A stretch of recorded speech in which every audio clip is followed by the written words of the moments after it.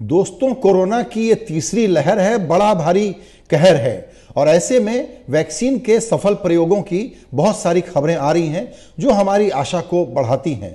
लेकिन इसमें एक सबसे ज़रूरी ध्यान देने वाली बात यह है कि अभी कोरोना की वैक्सीन आएगी, पहले किसको मिलेगी, बाद में किसको मिलेगी, आपको कब तक मिलेगी, ऐसे में आपको क्या करना है।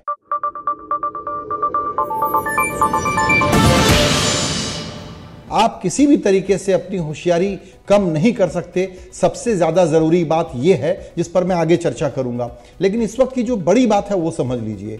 जो एक वैक्सीन ऑक्सफोर्ड यूनिवर्सिटी, एस्ट्राजेनेका और भारत में सीरम इंस्टीट्यूट उसके पार्टनर थे, मिल करके बना रहे थे, उसमें खबर है कि काफी सफल है थर्ड फेज का ट्रायल और 60 से 62% की उसकी कामयाबी का रेट मिला है।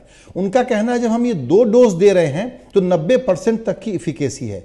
ये लो कॉस्ट होगा और यही वो वैक्सीन है जिसका भारत ने फर्म ऑर्डर प्लेस किया हुआ है 50 करोड़ टीकों का। 50 करोड़ टीकों का मतलब होगा कि ये 25 करोड़ लोगों को लग पाएगा।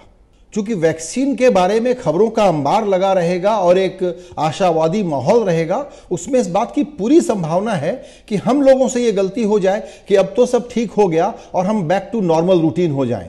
बिल्कुल ऐसा नहीं हो सकता।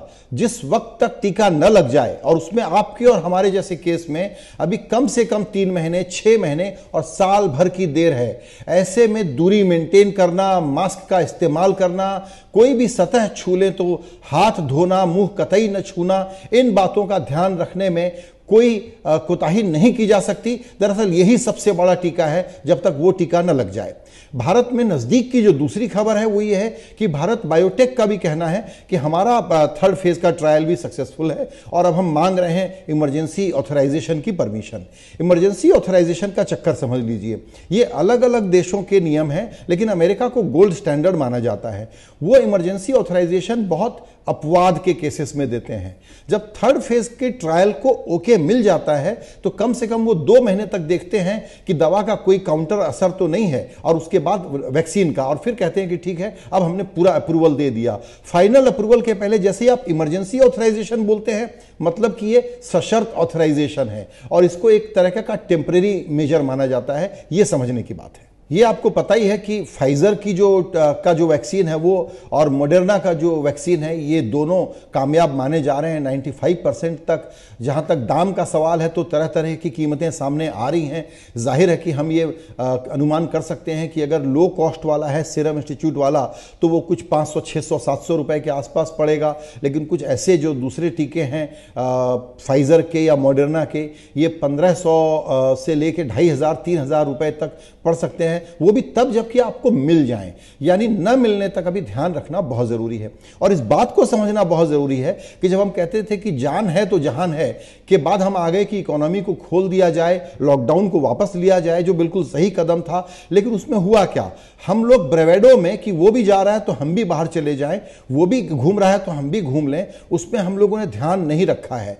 पब्लिक हेल्थ के मामले में सरकार ने यहां पर जितना एजुकेशन करना चाहिए था, रस्म अदायगी का काम किया। इसको नेशनल एंथम नहीं बनाया, नेशनल अभियान नहीं बनाया कि कितना जरूरी है इन 4 चीजों का पालन, जिस पर लगातार हम लोग बात करते रहे हैं। इसमें कोई कोताही अगर होती है तो यह बड़ी दुर्घटना की बात हो सकती है। इसीलिए उद्धव ठाकरे, जो महाराष्ट्र की हालत सबसे खराब थी, वहां पर कह रहे हैं कि देखिए ये सुनामी आ सकती है और मैं मजबूर हो सकता हूं दोबारा लॉकडाउन के लिए। लॉकडाउन सॉल्यूशन नहीं है, इसका मतलब यह भी नहीं है कि हम बिना मतलब के, बिना गैर जरूरी काम के घूमें और लोगों से मिलें। तो यह टीका किसको पहले मिलेगा, यह भी एक बहुत ही जद्दोजहद का जटिल प्रश्न है। अमेरिका के नियमों के मुताबिक वो लोग ऐसा करने जा रहे हैं कि सबसे पहले जो फ्रंट लाइन वर्कर्स हैं, जो डॉक्टर्स हैं, जो नर्सेस हैं, जो सैनिटेशन के स्टाफ हैं, उनको वो पहले देंगे। उसके बाद नंबर आएगा 65 साल से बड़ी उम्र के लोगों का, उसके बाद 50 से 65 साल वालों का, उसके बाद वो लोग तवज्जो देंगे जो हेल्थ में और एजुकेशन सेक्टर में और जो एसेंशियल सर्विसेज चलाने वाले लोग जुड़े हुए हैं उनको दिया जाए, और उसके बाद यंगर लोगों को देंगे। इस प्रकार का उनका एक मॉडल बनने जा रहा है। भारत का मॉडल भी मोटा मोटी यही है कि फ्रंट लाइन वर्कर को, हेल्थ केयर वालों को पहले दिया जाएगा, उसके बाद 65 साल से ज़्यादा वाले, फिर 50 से 65 वाले और फिर 50 के नीचे वाले। 130 करोड़ की आबादी का मतलब है 260-70 करोड़ टीकों की ज़रूरत और 1 साल से ऊपर का कार्यक्रम हो सकता है। जो भारत के पॉलिसी मेकर्स हैं वो ये कह रहे हैं कि हमको जुलाई अगस्त तक लगता है कि हम 30 करोड़ लोगों को, 25 से 30 करोड़ लोगों को वैक्सीनेट कर पाएंगे, लेकिन जो भारत के बड़े एक्सपर्ट हैं वो कहते हैं कि शायद ये काम दिसंबर तक हो जाएगा। हमको वो बात ज़्यादा रियलिस्टिक लगती है। इसीलिए इस बात पर लगातार जोर देने की ज़रूरत है कि अभी जब खबरें आएंगी कि अब हम भारत की चुनाव प्रणाली से सीखते हुए, लॉजिस्टिक्स का इस्तेमाल करते हुए, कई देश शायद सेनाओं को भी लगाएंगे इस काम में, डिस्ट्रीब्यूशन में, लॉजिस्टिक्स को मैनेज करने में। हमारा जो कोल्ड चेन है वो सामान्य रेफ्रिजरेशन में भारत बायोटेक या ऑक्सफोर्ड वाली के टीके को तो मैनेज कर लेगा। फाइजर या मॉडर्ना के टीके वहाँ नहीं रखे जा सकते क्योंकि उनको -20 से -70 डिग्री पे रखना पड़ता है। उसके लिए व्यवस्था हमारे यहाँ नहीं है। अगर उन टीकों की ज़रूरत है और उनको हम लेते हैं तो उनकी व्यवस्थाएं करनी होंगी। तो ये एक बहुत बड़ा एक्सरसाइज है। हमको लगातार खबरें मिलेंगी कि अब ये हो रहा है, वो हो रहा है, लेकिन उसमें किसी भी तरह की कोताही अपनी जान के साथ खेलने जैसा होगा वो हम नहीं कर सकते। आप नंबर देख ही रहे हैं। भारत अब केसेस के मामले में अगले महीने 1 करोड़ तक पहुंच जाएगा। 1,34,000 लोगों की जानें अब तक जा चुकी हैं।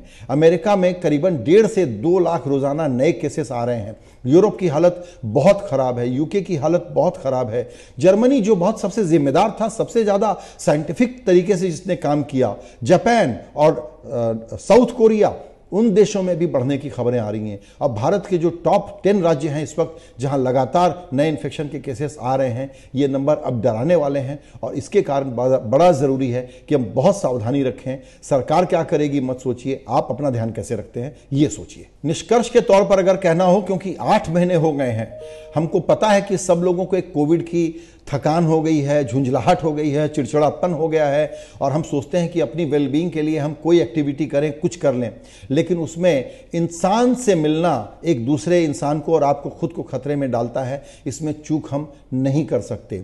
इसमें हमसे गलती कहाँ हुई? पूरी दुनिया इससे त्रस्त है, इसलिए किसी एक देश को कम ब्लेम करना या ज़्यादा ब्लेम करना सही बात नहीं होगी। लेकिन तो भी ये ध्यान देने की बात है कि यहाँ पर साइंस से हम कम ड्रिवन थे, पॉलिटिकल डिसीजन से ज़्यादा ड्रिवन थे।